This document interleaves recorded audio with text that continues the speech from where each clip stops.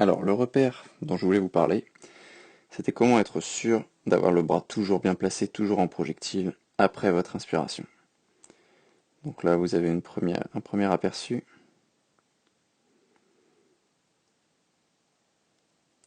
Alors, regardez bien ici, peu importe ce qu'il fait avec sa paume de main, c'est un exercice en fait supplémentaire.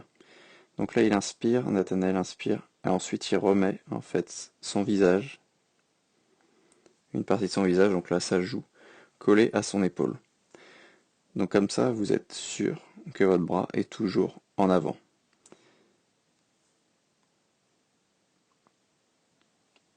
Alors maintenant, regardez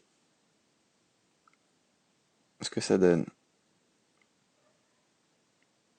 d'en haut.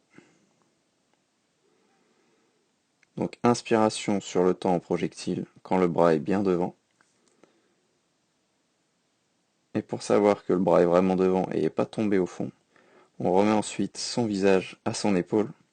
Et seulement après, vous pouvez retirer de l'eau vers vos pieds.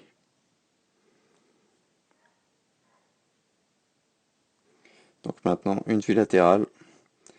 Donc vous pouvez voir là l'inspiration et ensuite la remise du bras. Et on voit bien que le bras est toujours en projectile devant.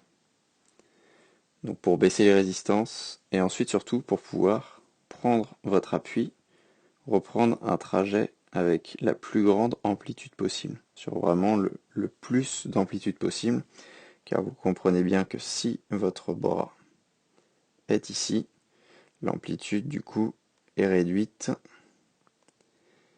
et vous perdez toute cette partie-là de propulsion. Donc essayez cet exercice, il va vraiment normalement vous aider à perdre moins de vitesse pendant votre inspiration et surtout à en avoir plus après votre inspiration.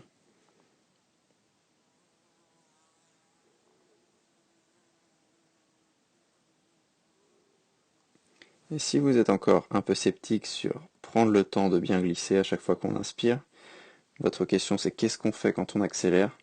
Sachez qu'en fait, quand vous progressez, vous tirez l'eau de plus en plus fort, donc de plus en plus rapidement, le temps de traction sous l'eau, de trajet du bras se raccourcit, et le temps de glisse monte.